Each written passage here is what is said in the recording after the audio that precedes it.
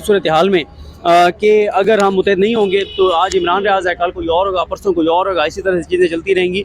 तो ये बात आपकी ठीक है, सबको मुतहद होना चाहिए, मुतहद होकर और आगे बढ़ना चाहिए। और अगर एक चीज़ पे सबको इत्तफाक कर लेना चाहिए कि जुल्म, जबर, ज़्यादती, नाइंसाफ़ी किसी के साथ भी होगी, चाहे वो कोई भी हो, चाहे उसके ख्यालात से, तसव्वुरात से, उसकी बात से, उसके बयानिए से मुझे इत्तफाक हो या ना हो, मैं उसके साथ खड़ा हूँगा। यही मेरा ख्याल करना चाहिए सारे सहाफ़ियों को।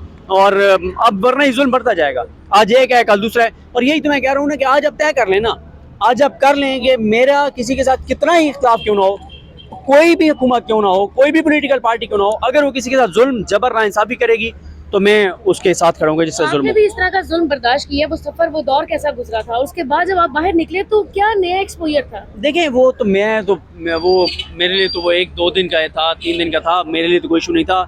यहाँ तो लोगों ने जो जुल्म सहा है, हमारा तो हमारे साथ जो हुआ है वो तो कुछ भी नहीं है, वो तो ऐसे भी बराए नाम था, लेकिन जो बाकियों के साथ हुआ है बहुत ज़्यादा हुआ है। मैंने देखा है कि पुलिस अंदर से बिल्कुल हामी नजर आ रही है, अंदर से हमायत कर रहे हैं, उन्हीं लोगों के साथ सेल्फियां बनवा रहे होते हैं, लेकिन बाहर निकल के वो भी मजबूर है कि हथकड़ी लगाए, उनको खींच कर लेकर जाएं। आपने इस तरह की फजा देखी है अंदर? बिल्कुल ऐसे ही है, लेकिन मसला ये है कि पुलिस वाले भी बेचारे मजबूर हैं, नौकरियां बचा रहे हैं, लेकिन उनको ये चीज़ देखनी चाहिए कि अब जहाँ पे आप गलत है तो गलत को गलत कहें, और रिस्क अल्लाह ताला की ज़ात ने देनी है। छोड़ दें इस बात को कि ये सरकारी नौकरी होगी तो ही आपको रिस्क मिलेगा। जो सरकारी नौकरी जिनके पास नहीं है, अल्लाह ताला रिस्क उनको भी देता है। और मेरा ख्याल है ये टाइम आ गया कि पुलिस को भी अब थोड़ा सा इन चीज़ों को आप देखना चाहिए। ज्यादती का वक्त कितना देख रहे हैं? मजीद कितने अरसा और चलने वाला है?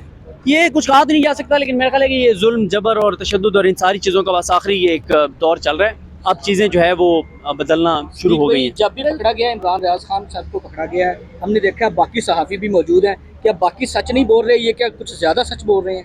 इमरान भाई, असल में सबसे बड़ा मसला है कि इमरान भाई की व्यूवरशिप बहुत ज़्यादा है, इम्पैक्ट बहुत ज़्यादा है, रीच बहुत ज़्यादा है, और उनका फिर ज़ाहिर है उनकी बात में एक वज़न होता है, उनकी बात में एक असर है, इस वजह से फिर उनको बार बार गिरफ्तार। बाकियों में असर नहीं है? नहीं, वो हर एक का वो है ना, जैसे आप देखें इमरान रियाज खान साहब की व्यूवरशिप एक तरफ और बाकी सारे मीडिया की, नेशनल मीडिया की और डिजिटल मीडिया की व्यूवरशिप एक तरफ, तो इसलिए फिर एक इशू है।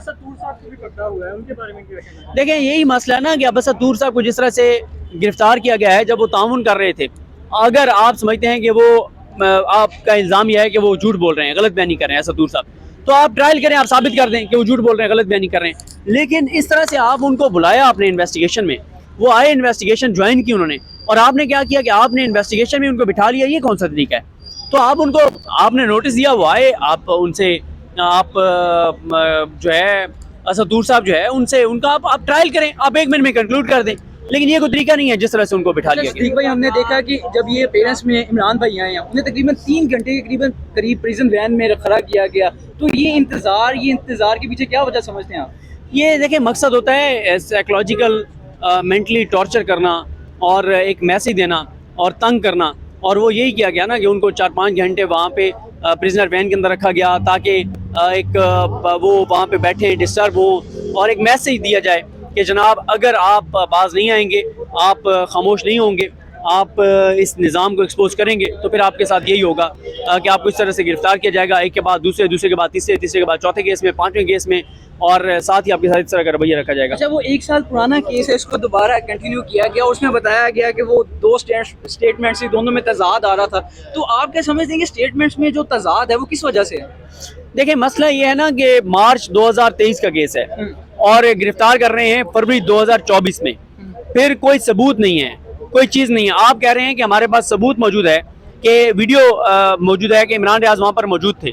अच्छा, मौजूद थे और आपके पास वीडियो मौजूद है, तो दूसरी तरफ आप ये बताएं ना कि आप ये भी कह रहे हैं कि इमरान रियाज जो है वो पेट्रोल पम्प बना के मार रहा था, वो पुलिस पे पथराव कर रहा था, ईंटें मार रहा था, बेंटे मार रहा था, तशद्दुद कर रहा था, जख्मी कर रहा था पुलिस वो 4 चीजें बता रहे हैं और दूसरे में 6 चीजें बता रहे हैं, इसमें तजाद आ रहा है। वो इसी तरह से होता है ना, FIR में कुछ है, आगे ज़िमनी में कुछ है, बाद में उनको नामजद करके सारा कुछ किया गया, खुर्रम लतीफ़ खोसा को भी, खोसा साहब के बेटे को भी, तो अली अज़मत को भी। तो इस सारी सूरत हाल में ज़ाहिर है जब एक झूठा बोलते हैं तो फिर कई झूठ बोलने पड़ते हैं, और फिर एक झूठ से दूसरा झूठ मुख्तलिफ होता है, तो यही मसला है। आप और इमरान भाई एक ही कश्ती के सवार हैं, वही एक्सपीरियंस आपने किया जो आज इमरान भाई कर रहे हैं, तो कोई आपने उन्हें तलकीन की हो, कोई इस तरह की बातचीत हुई आपस में?